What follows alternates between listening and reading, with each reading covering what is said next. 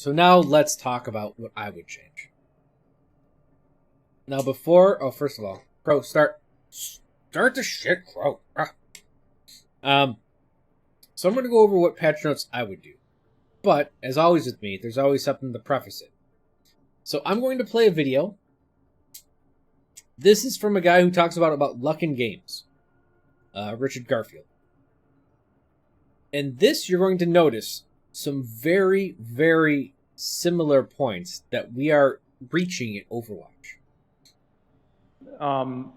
I want to close with a little story of how this way of thinking about luck has actually affected real games. I published an article in the Computer Game Developers magazine, I don't know, 10 years ago or something like that, which covered a lot of what I just talked about. And one of my friends who was working at Valve was working on Team Fortress 2, which is an excellent game. And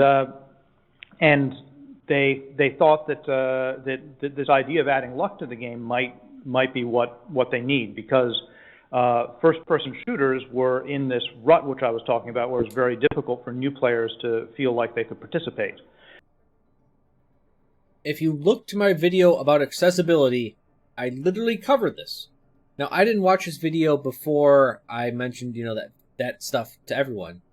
But I'm just going to say, the guy that created Magic the Gathering and me had the same concept. And so what they did was they added a critical hit system. And the which I fucking hated, by the way. System made it much swingier, because when I shot you and shot you and shot you, you might not die, and then you turn around and shoot me and I might die. So there's luck added to the game. Now, they didn't at first tell people what they had done. There was no critical that would splash on the screen. But they said over the next couple of weeks, players came to them and said, their playtesters came to them and said, I don't know what you've done to the game, but it is a hell of a lot more fun. And so they were completely sold on this idea after that. Then, of course, when they started highlighting the critical hits, the more experienced first-person shooter players often would complain that there was too much luck in the game. That was me and TF2. They knew that for the broad audience, this was making the game more fun. Yep. Now, in the last few years, they've done what I talked about, which was they've started reducing the amount of luck. They've, in a lot of different ways, they've made the critical hits less swingy, harder, easier to control. And I asked them whether they were backing off because they thought it was a failure and that they needed to put less luck in the game. And they said, no, this is exactly what you've talked about, which was that over time you need luck less because your audience is more mature. They need the crutch less. The people are closer to one another in skill level, and they want to see their skills highlighted more rather than the random swinginess. So they consider that a successful application of luck to the game, and there you go. So, it sounds a lot like what we're encountering in Overwatch. Remember when Jeff said we want the game to be more FPS and less MOBA? We're going to move it in the FPS direction? What he just said is the exact same thing, in a way.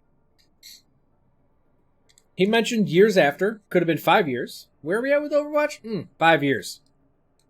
That once people got used to the critical hit system, got into the game, got their skill set up with everyone else, then they needed to remove these training wheels.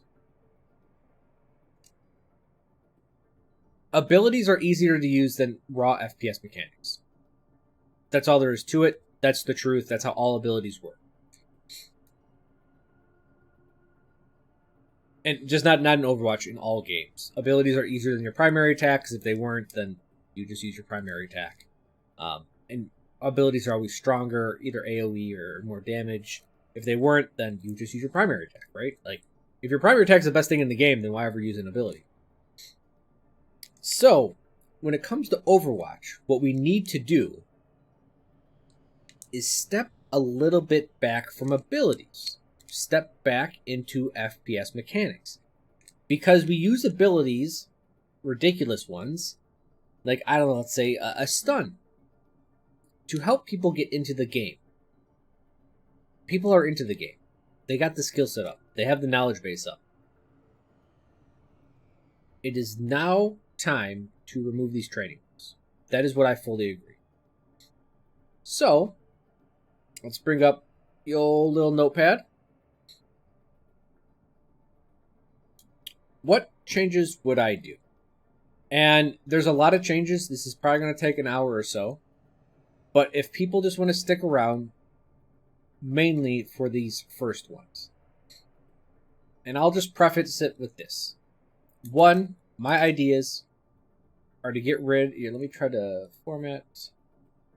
Font, let's bump this shit up. Actually, hold on.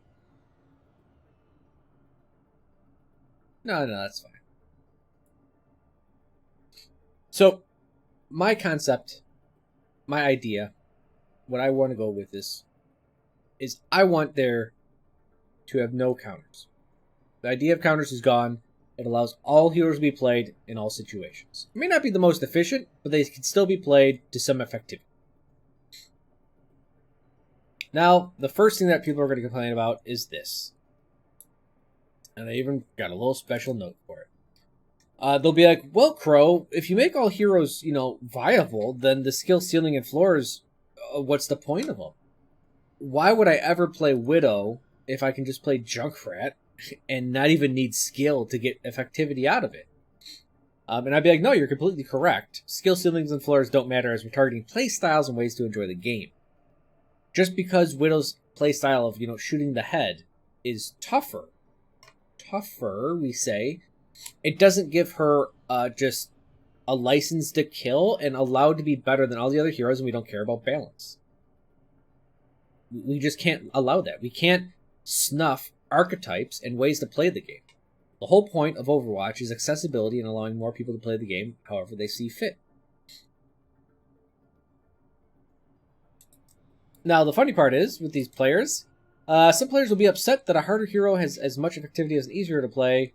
The funny thing is, these players will always play what is most effective, no matter the skill required. This is kind of just a little point to these people that say, I'm just going to play whatever's easiest. And I'm like, well, yeah, you're always going to play what's easiest, so why don't make everyone equal, and you're just going to play whatever's the most easy to effective ratio. In fact, by you saying you're only playing what is most easy and effective, means that I don't really care about your decisions about balance, because you're just going to go with whatever the balance dictates. It's not going to have any, actual impact on anything. Right? And if that guy plays Junkrat all the time, the fuck does it matter? What does it matter to me as a designer if you're always playing Junkrat instead of playing Widow? It's just... he's just choosing a different thing. I actually don't care about that. Bottom line, it's all about accessibility and allowing players to play the game how they want to. That's it.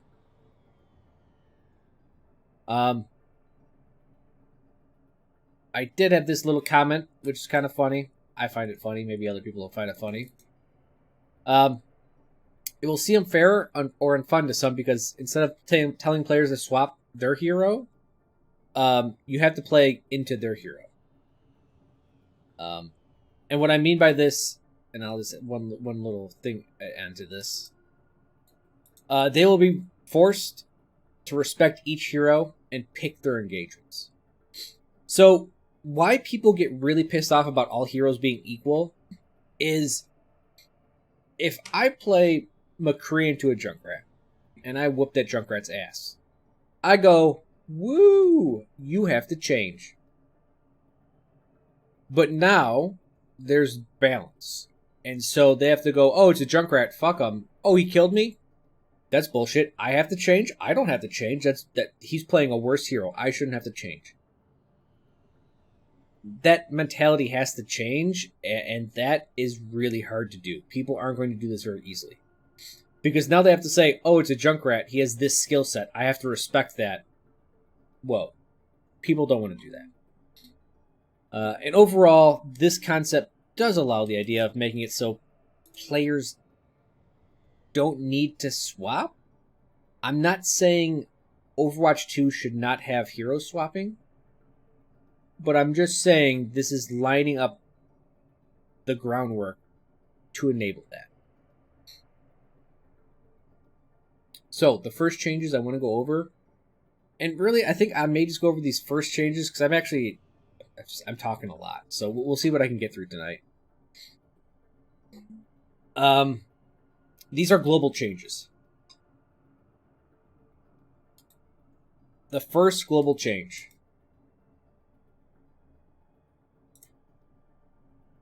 Armor. So, what we do for armor. We increase armor effectivity.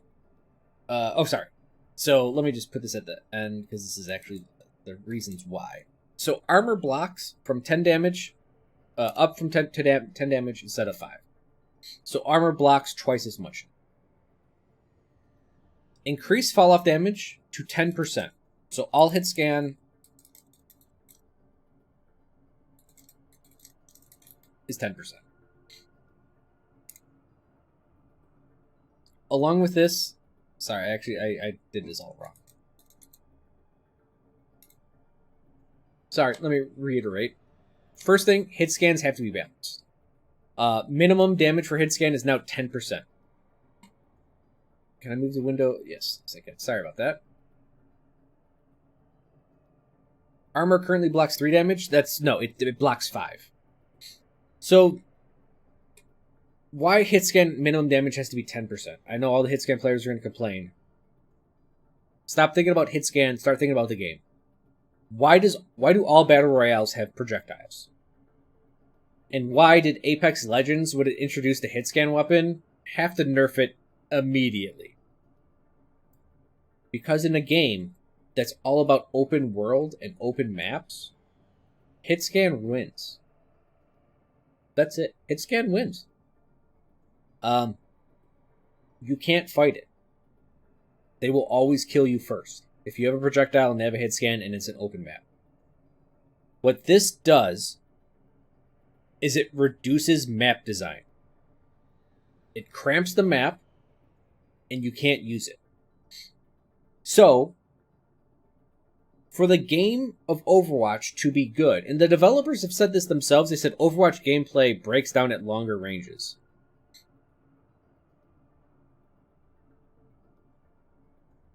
You have to allow players to play on the whole map to get more strategies, to experience different types of fights. Because here's the thing, no one, I'll just say this, Junkertown when you're defending the far right side near the cliff, no one uses that area. Why? It's in the open. You're going to die. You will die against any hit scan. Well, maybe there could be a chance if, hit scan wasn't as strong, you could actually play over there. Maybe players would have a chance to do something different. And if I can make a different point, or if I can make the same point have different attacking vectors, I've made the point much more interesting. So instead of, Junkertown point 1, I have to defend like this, I have to do this, I have to do this. I have to do this because that's the only way to defend this point. All of a sudden the whole map opens up and it's like, I don't have to do this. I can defend from over here and be effective. I can do this from over here. I can flank, I can move, all this other stuff. So, that's why hit scan has to be nerfed in this way.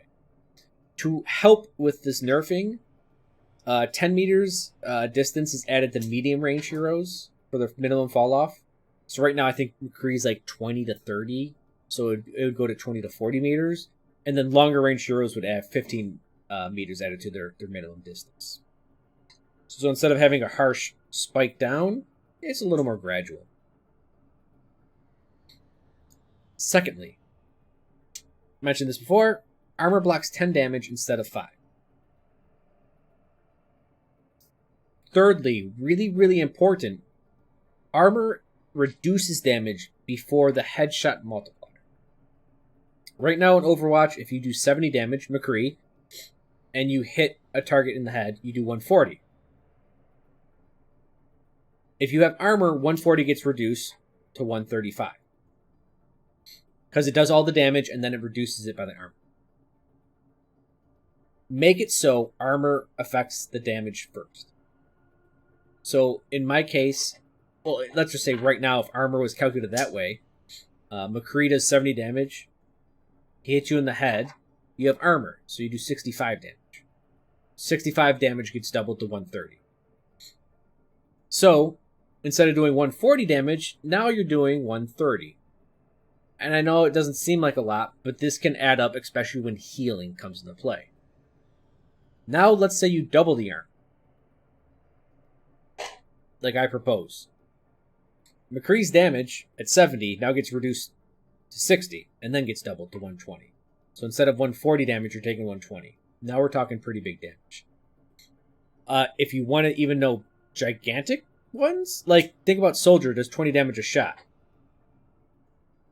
A headshot now would deal, get reduced down to 10 damage, and then doubled back to 20. So it would effectively half Soldier's headshot damage.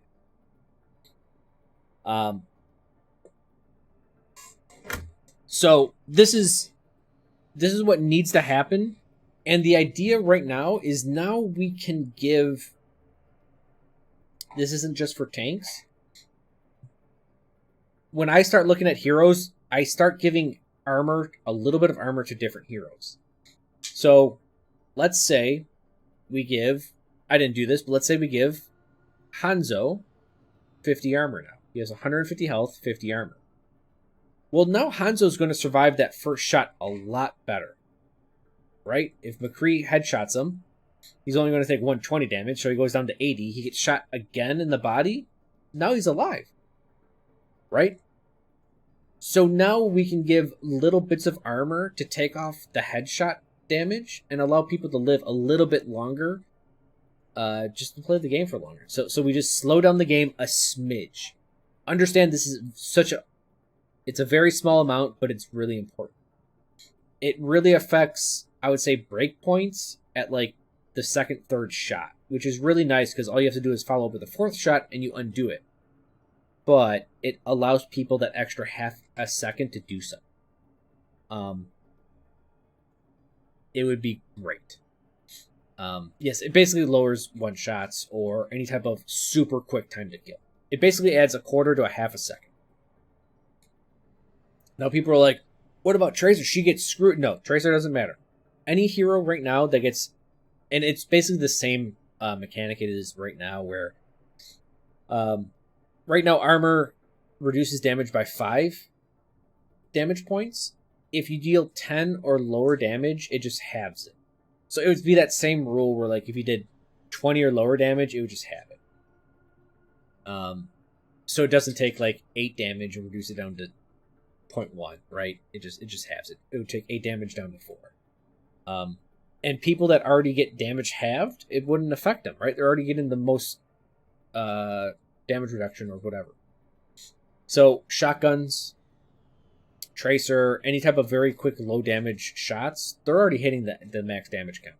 What this increased armor block stops or doesn't stop, what it really affects is that mid-range of damage, which is hit scan. It's that 20 to 70 damage range that it really hurts. So, okay, so that's the first part. That's the armor rework. Now with armor rework, we can just start shoving it around in different heroes. We don't gotta give heroes like... You don't give, like, Hanzo, a 200 hit point hero, 50 armor and put him up to 250 health. What you do is you give Hanzo 175 health and 25 armor. So that the first shot is what does the damage reduction. And so he lives a little bit longer. That's all you gotta do. And the nice thing is large damage doesn't matter. Like, as a Junkrat, if someone has armor and they take 10 less damage, I don't give a fuck. I hit you once. It's 110 damage. I'm going to hit you again. You're dead. Same deal. And accurate hit scans, it doesn't matter too much, especially like on 250 hit points and less. A double headshot's still going to kill him, probably.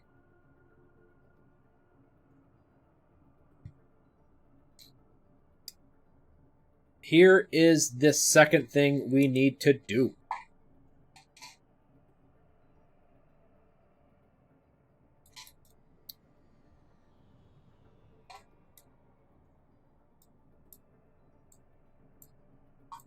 Let's put little dashes here.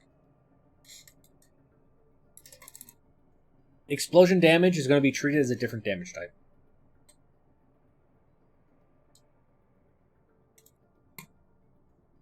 What do I mean by this? What I mean by this is we need another access in Overwatch to balance things. Much like in MOBAs, how there's magic and physical damage, and heroes can be balanced around that, this is what we're looking for with essentially impact or explosion damage.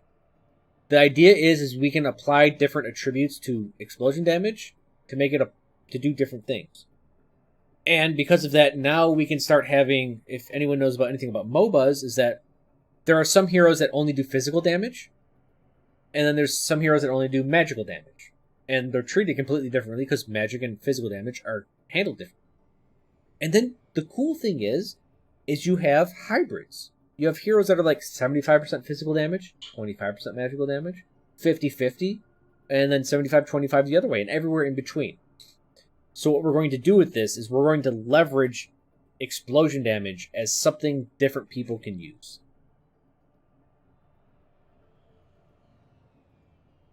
And this is just a note. I do understand what Blizzard did. So most of Blizzard tried to balance explosions by giving them high damage, and when you do high damage, like I just mentioned before, you don't really care about damage mitigation. Like, if I'm doing 120 damage or 125 damage in Hanzo's case, if something gets reduced by 5 damage, I don't really care. If I'm doing 10, 20, 30 damage and you get reduced by 5 damage, I care. That's a big deal. So this is how Blizzard attempted to inherently have a counter to armor without actually hard-coding anything. The problem is it didn't work out, so we're going to start fucking hard-coding this shit. First of all, in Sorcerer, I'll get to that later, but yes. Explosion damage is dealt first and ignores armor reduction. So, this whole armor and all this armor system, if you get hit by something explosive, one, the explosion damage hits first, so it'll strip the armor and then does the normal damage. Actually, I don't even like that, but I'll say it like that for now. And this is just to support explosion damage ripping armor apart. Now, people are immediately think, hey, you're a Junkrat player, of course you're going to love this. But the greatest example of this that I can come up with, and why this is good, is Soldier. The difference between a Soldier and a McCree now, or a Soldier and a Bastion, is that Soldier can shoot his rockets, strip armor off of something, and then shoot their health pool. While all the other hit scans essentially cannot do that. Now we have that idea of a hybrid type damage model, where Soldier can now leverage explosion damage for its advantages as well as hit scan. This is this is what I want to do. This is the greatest thing about it. And yes, there are some heroes that only do explosion damage, or do a little bit of explosion damage, but a lot of hit scan damage, and everywhere in between. So now our whole entire hero pool, design-wise, opens up greatly, and we can have very different heroes that work different ways. Secondly, this one, I'm just going to say, I'm going to toot my own fucking horn.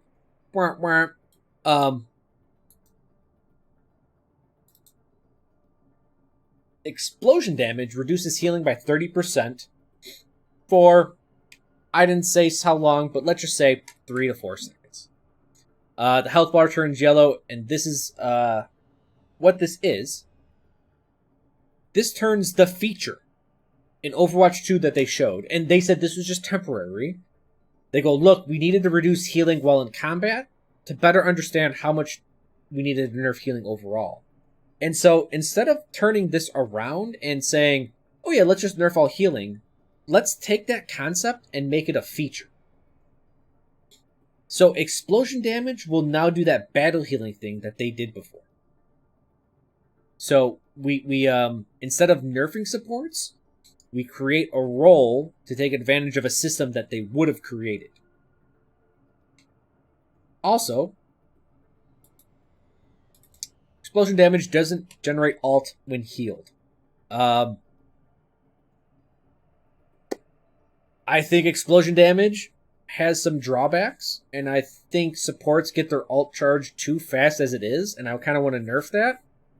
And And the reason why I don't want to generate alt when healed, my design for all explosion type damage is that the explosion damage AoE has been increased greatly, but the explosion damage itself has been reduced a lot. So, in my case, like, if I wanted to do this to Junkrat, currently Junkrat does 40 impact damage and 80 splash damage. I would change that to 100 impact damage and 20 splash damage, but its AoE goes from 2 to 3. So what we do is we start having explosions be doing a lot less damage, but they're constantly putting this debuff on the enemy.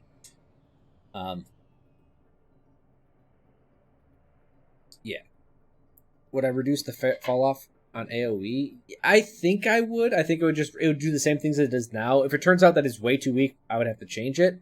But the idea is I want explosion damage to be a lot weaker, but a lot larger AoE, and not provide like knockback or anything like that. But the idea is all the splash damage, why it doesn't do a lot of damage. One, it basically makes it so supports they have to work a lot more for it.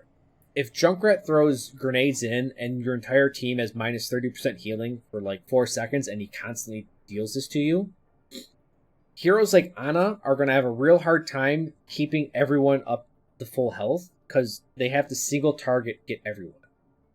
AoE healers will be able to deal with it better, but even then they're still going to heal slower.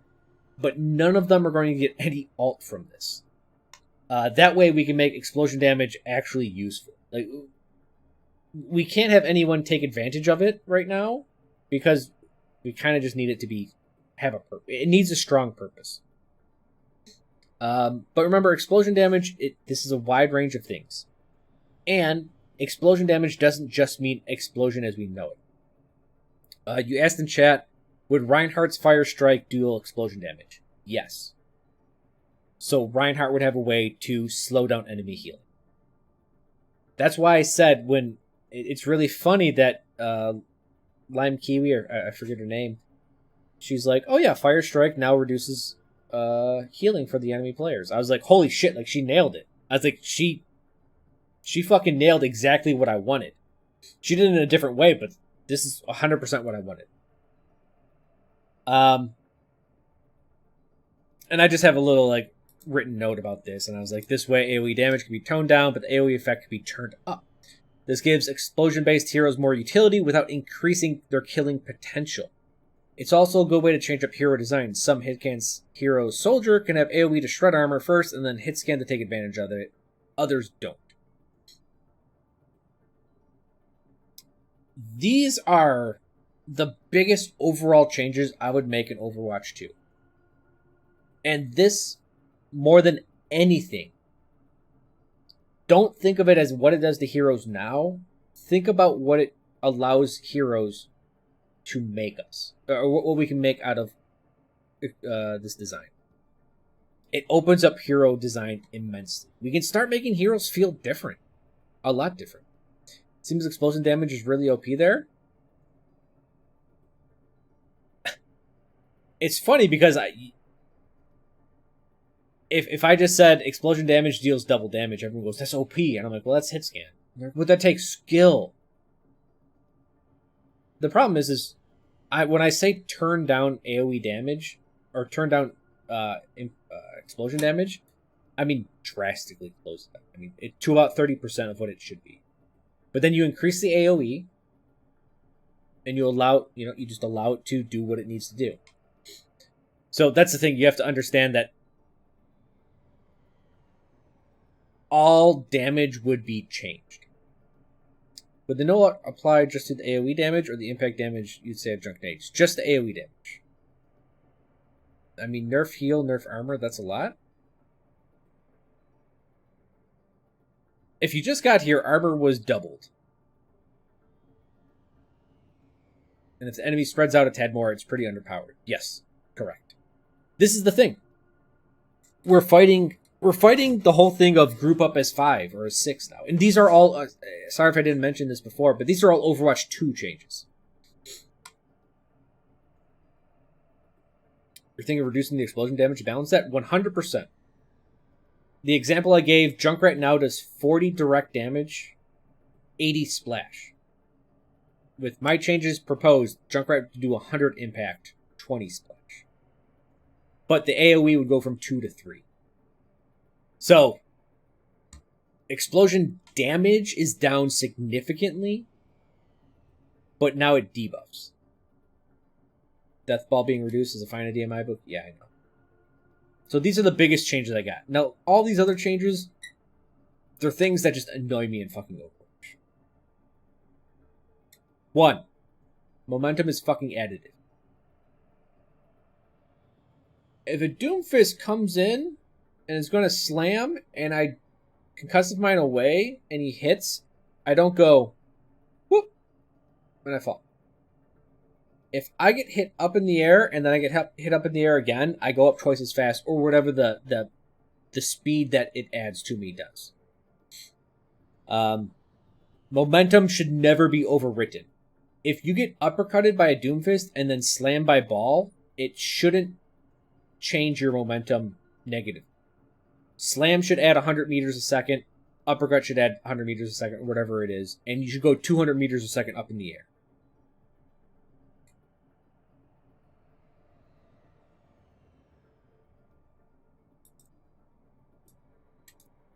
Shield up to 5 seconds to start recharging. Right now, shields are at 3 seconds, correct me if I'm wrong, before they start recharging. I just want to add a little bit of time to that, because I think it's a little bit too fast and it's too quick. Like, shield recharge activates very quickly, and I think it activates... I think shield regen is like 30 a second by default. But yeah. Just extend that a little bit. Thirdly, I hate overtime. I don't hate overtime. I hate that in overtime the defense is punished. So in overtime, only the offense gets the plus 2 seconds to spawn time. If you have held the enemy to overtime, as the defense, that is your victory. You've done your goddamn job. It shouldn't be a punishment to hold them that long. And I get that people are like, oh, but everyone needs a chance to win. That's what makes the game exciting. Fuck you.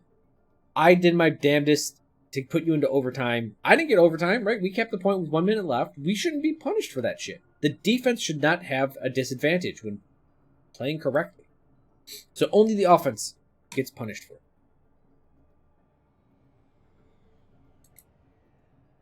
Also with that, objective times take an extra 10 seconds before they start to roll back or diminish. Healing is really OP, but if you have 2 players playing heal, it can be boring if they have no impact on the match. It is not 0 healing, by the way. It's reduced healing. So, yeah, it's fine. If you get 30% less healing and you think you're not doing your job as a support, then you're still having an effect. Maybe you should heal the other people that aren't getting targeted. Or maybe you should start doing damage. Right? This is I understand it's a big change, but I think this is... Here's the funny... Guys, they're nerfing healing in Overwatch 2. Right? What they did in Overwatch 2 is they made it so if you're in combat, you get 30% less healing. And what I'm doing is I'm taking that nerf and I'm turning it into a mechanic. So, you can bitch and complain that healing is too strong, and it's going to get nerfed in Overwatch 2. I'm going to save you from getting nerfed by giving explosion heals that bonus. But yes. So, objectives take an extra 10 seconds before they roll back or diminish. I want to encourage a little bit of backcapping. And this reminds me when Overwatch or Blizzard devs, they stated once, they go, oh, we made some changes to 2CP, like we made it so it took it saves progress every 10%. And they're like, But then people had to play on the point a lot, and that wasn't fun. And I'm like, you dumbass devs. You're pissed off that an objective-based game was based on an objective? Get rid of the fucking objective then. But, I want there to be a little bit more backcamping, or at least a little more of a threat, and a little more reward for the offense pushing it.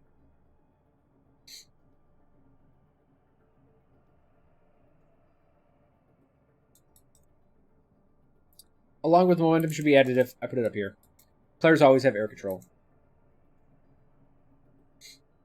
I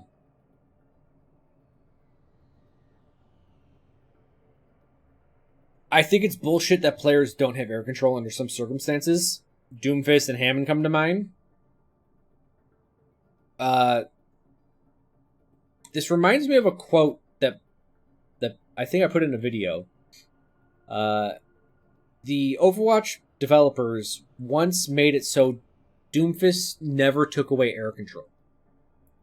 And they said, well, Doomfist would uppercut someone, and they're like, they would just strafe around Doomfist, and Doomfist couldn't shoot him.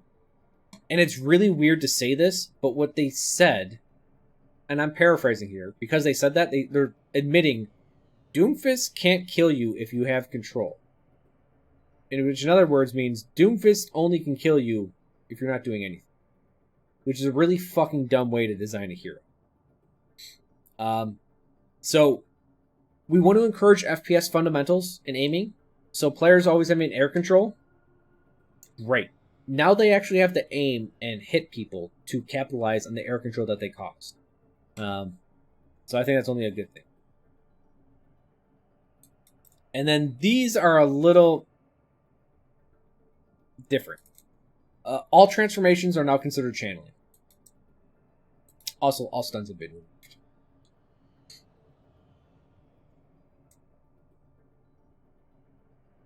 I keep trying to save this. I'm. Those are my instincts from working so much in Notepad and at work and doing scripting. It's like I make some changes, save it. So this means Genji Blade. Now there are no stuns in the game, but Genji Blade is now a channel. If he ever loses control of the hero, it stops it. Are all non-duration based stuns still interrupts? In Sorcerer, you are pretty damn on the ball here. So I guess let me go this one. So I want there to be 3 types of debuffs. And this is just, I'm not saying everyone will have these, but there's a thing we're going to call break, which means passes are disabled. Cripple, we already have in the game. We just don't know it as that. That's Junkrat Trap. Movement abilities are disabled. Interrupts. Interrupts are a 0.01 second stun. They stop channeling abilities or anything else mid-animation. So if you're reloading, you would have to start the reload again. But it wouldn't affect your momentum. It wouldn't affect anything like that. It just affects actions. I'm not going to say who gets what, but these are just some concepts I want to throw out there. Just to give them a name so we can attach these things to anything we want. Because then we can be like, oh, Reinhardt? Yeah, his fire strikes, it's a break. And it applies a cripple.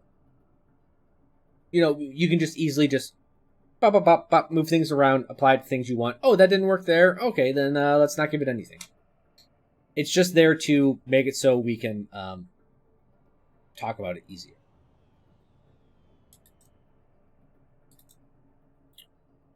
Next, information is too available in Overwatch. I fucking hate it. Players only have an outline after they've been shot with this change. What I want. Right now, players always glow. Also, tab no longer shows hero picks. So I don't think you should be able to be seen with an outline until someone shoots you. There's not enough sneakiness. And sneakiness, as much as people hate it, sneakiness is what makes the world go round in metas. Being able to hide something is massively important. This is the only reason StarCraft Brood War is still entertaining to this day. It's the only reason why MOBAs work. Like, if you look at Dota, they got Smoke and Deceit. They got all these invisibility things. You have to be able to trick and deceive your opponents. If you cannot trick and deceive people, it's really fucking boring. Really fast. Because the game gets solved. And no one likes playing a solved game.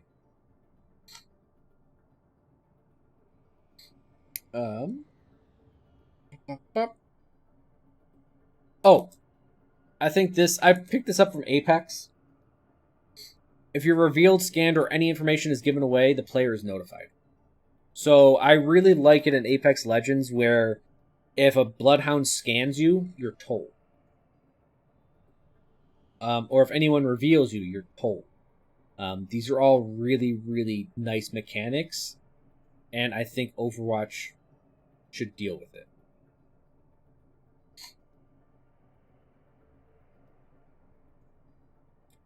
This is just a heading for this. This is basically what I stated. Concepts are added so we can easily add it to abilities. Also, I will say this. As much as I have just stated that there are no stuns and whatnot, there will be some exceptions to the rules. While that may seem complex, it does add some depth and uniqueness to specific heroes. By that, I mean, and I will tell you right now, there are no transformationals. Everyone's like, what about Winston? All these? Yes, Winston's the exception. Winston is a transformation. I say there's no stuns. Reinhardt, his ult and charge still stun. Reinhardt's an exception to the rule. This makes heroes feel very unique. Right? Because they stand out. They break a solid rule. And while people complain this is complex and unnecessary complex, I will just like to tell everyone. Blizzard said Dota was too complicated and didn't pick it up. So, while I get complexity seems bad, the truth is one of the greatest esports of all time, one of the games that emerged in a huge market and created everything for us, was complicated. And people love it. People actually like complicated stuff. As long as they can get it. Complexity isn't bad as long as there's a reason behind it. So, that's my overall changes. And I got it, guys. And I actually don't want to go through it all tonight. But I'm copying this stuff from my clipboard. But I have all of the changes I want to do to everything.